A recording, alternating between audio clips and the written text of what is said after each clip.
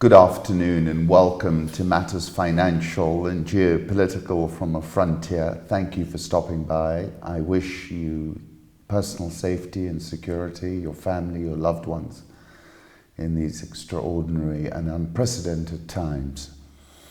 Let me start with some home thoughts. This is via Kenya Pics, spotting Africa's tallest mountain from the Ngong Hills. This photo is by Maid Karubiu, and it's pretty extraordinary. I think levels of pollution have dropped, and therefore one's vista has now expanded considerably. This is Lake Nakuru, known for attracting lions, leopards, and swarms of feeding flamingos. Rising water levels over the past few years have caused the number of pink birds to drop. The protected area is still a sight to behold due to the diversity of wildlife it attracts. As I said in early April, there is something karmic in this COVID-19. I went back to the story of the jinn. Can travel vast distances, cannot be seen by humans. And I thought to myself, the COVID-19 is probably a jinn. This photo shows healthcare workers blocking protesters in Denver who were demanding the stay-at-home order be lifted. It's worthy of a Pulitzer, and indeed, as I said, there is something karmic in this COVID-19. It's invisible. It has already defeated the most expensive aircraft carriers. It lurks everywhere and in silence, has closed Mecca, St. Peter's Square, the Vatican, although a couple of days ago I saw some religious rituals at night as well. And then Miguel Marquez tweeted this: "Jesus is my vaccine." One of the more colorful messages here. And I thought to myself, it is that kind of thing which practically invites the COVID. The science behind your weird coronavirus dreams and nightmares is an article in Time magazine.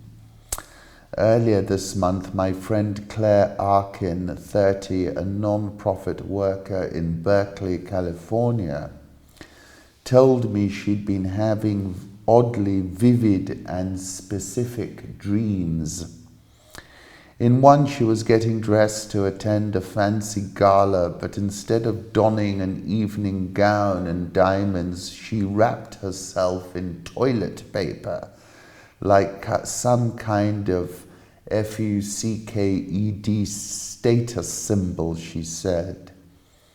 A few nights later, she dreamt about men she'd met on a fictional dating app, making her anxious by not staying the social distance required 6 feet away from her.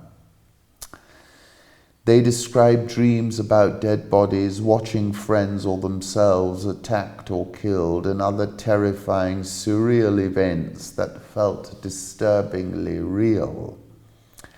One dream I remember vividly from a week or so ago was watching a good friend of mine be choked to death on the ceiling by a giant black snake that looked like an anaconda, said Colby Rutledge. This crisis is personally impacting almost everyone. It's an unfortunate worldwide naturalistic experiment. On a personal note, my dreams have become so vivid, and I can only imagine it's because of the cups of coffee I'm now drinking. Now let's turn to what was an extraordinary session in the last 24 hours in the oil markets. Sun chartist come to think of it, no one expected negative money market rates, then the 10-year, then the entire yield curve, then oil. The price on the futures contract for West Texas crude that is due to expire today fell into negative territory, minus $37.63 a barrel. That is unprecedented, the lowest print ever. We've never gone negative, and it just blew through every, I think, realistic expectation anyone might have had. Definitely one of the most incredible headlines I've ever seen cross the terminal, the stalwart. That was the settlement price. I tweeted, we're now entering the twilight zone for the oil producers, and really it is. They are basically utterly bankrupt. Oil plunged to the lowest since 1986, ahead of contract expiration. Refiners are rejecting barrels at a historic pace, and with US storage levels sprinting to the brim, market forces will inflict further pain until we hit rock bottom or COVID clears, whichever comes first. But it looks like the former. 6th of April, I was quite prescient, but did not make any money off my prescience, I'm afraid. On the 6th of April, which was actually a problem that one of my favorite writers, Lefebvre, said in his wonderful book, Reminiscences of a Stock Market Operator. He says it's better to do good, to do your trade, than talk about it. 6th of April, I said a return to a hyper-connected 100 million barrels per day world is not going to happen for the foreseeable future.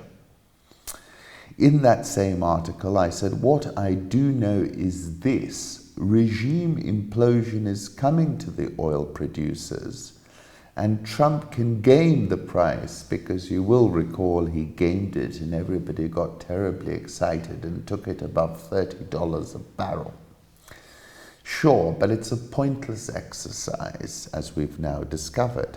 Demand has cratered, and a return to a hyper-connected 100 million barrels per day world is not going to happen for the foreseeable future.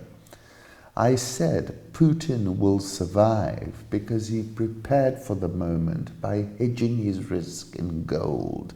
Others are as good as terminated. 22nd of March, I also foresaw what was going to happen in an article, COVID-19, and a rolling sudden stop. We are moving from a world of hyper-connectedness to a world of quarantine, where we're all having those extraordinary dreams.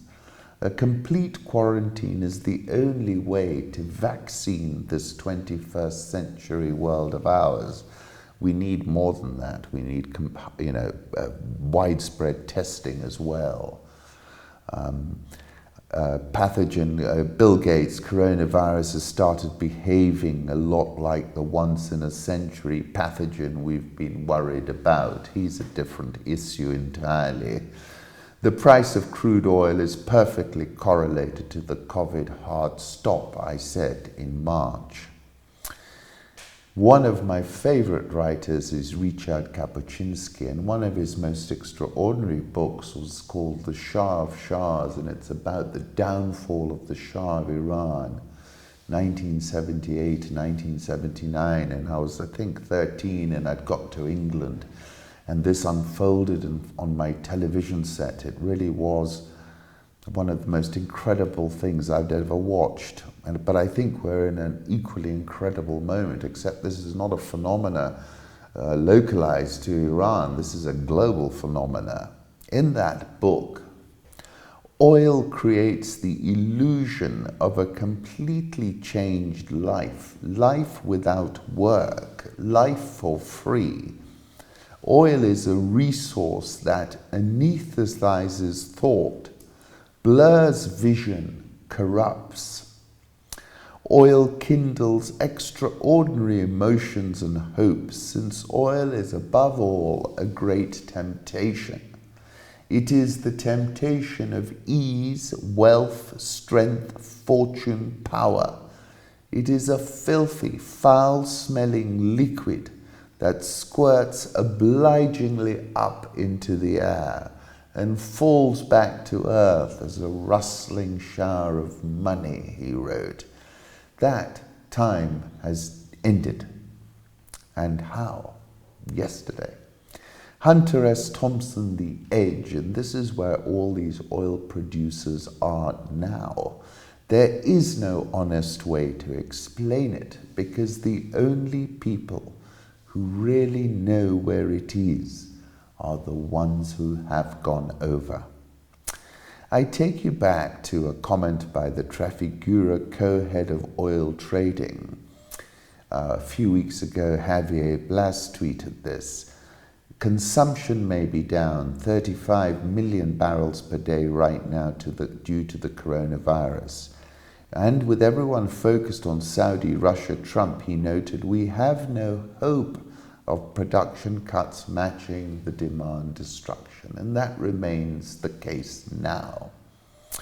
On April the 2nd, when Trump did his tweet show, I said Trump has now shot his shot.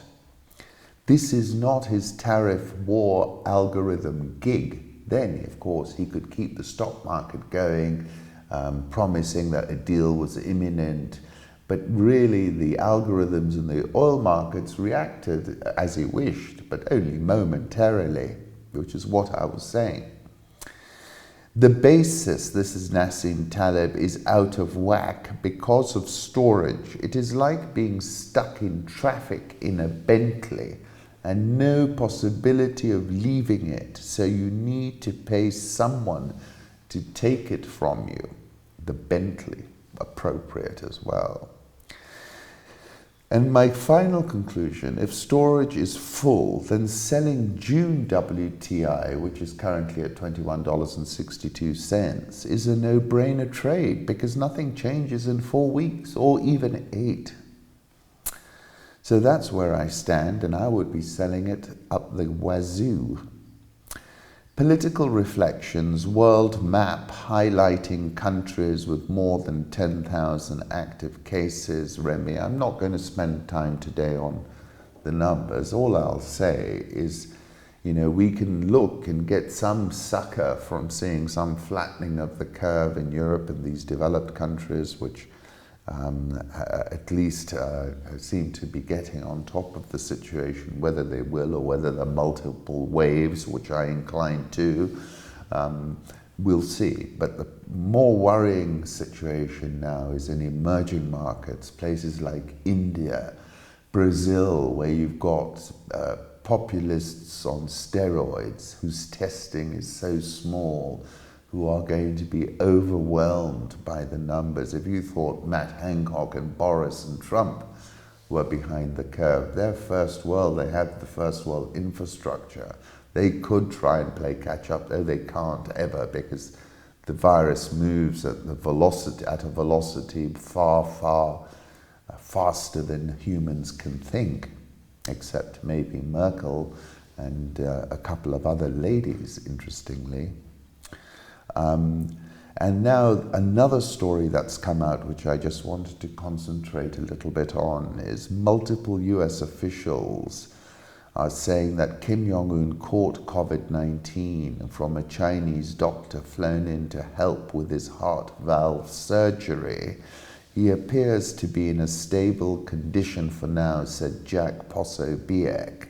However, the US Attorney General William Barr tweeted, North Korea's supreme leader Kim Jong Un is reportedly brain dead at the age of 36. I'll take you back to a few articles I wrote about Korea, because the Hermit Kingdom is really quite unputdownable in many ways. 12th of February, I was referencing Pyeongchang and describing it as a significant and iconic moment for the Mount Paektu Bloodline. And then I said Kim Jong Un unleashed his secret weapon on the world, who's obviously going to be his successor. That secret weapon being his sister, Kim Yo Jong, who evidently bamboozled South Korea's President Moon Jae-in, if you look at the body language around that visit.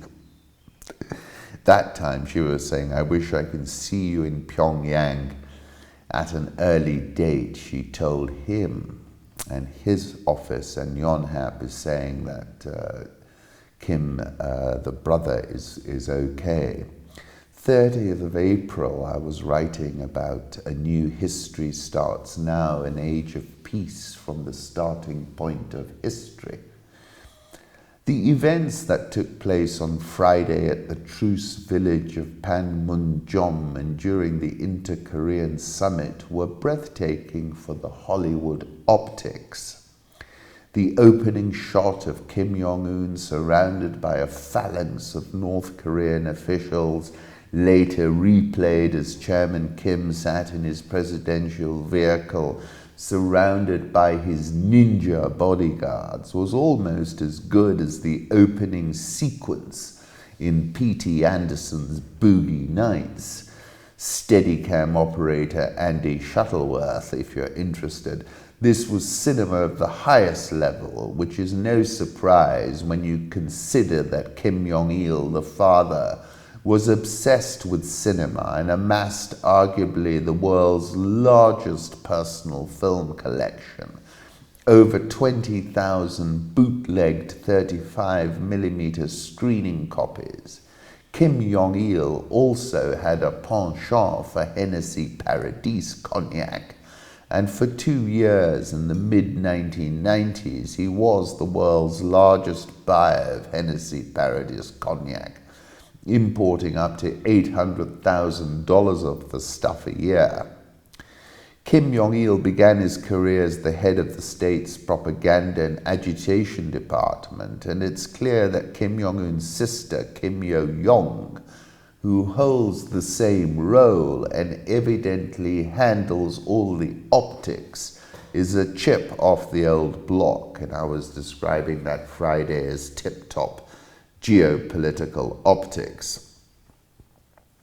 This is a short video of the jogging bodyguards escorting Kim Jong-un's limo. And therefore, my bet is the sister's going to take over and be equally, extraordinary, just like the brother. And then in November 2010, I also wrote an article saying, far away in distant lands lies the hermit kingdom. They've all had tiny little hands like the elves and the shoemaker. And so, as I say, I'm predicting she's coming into power if indeed he is incapacitated. And with that, I'll take my leave. Thank you for listening.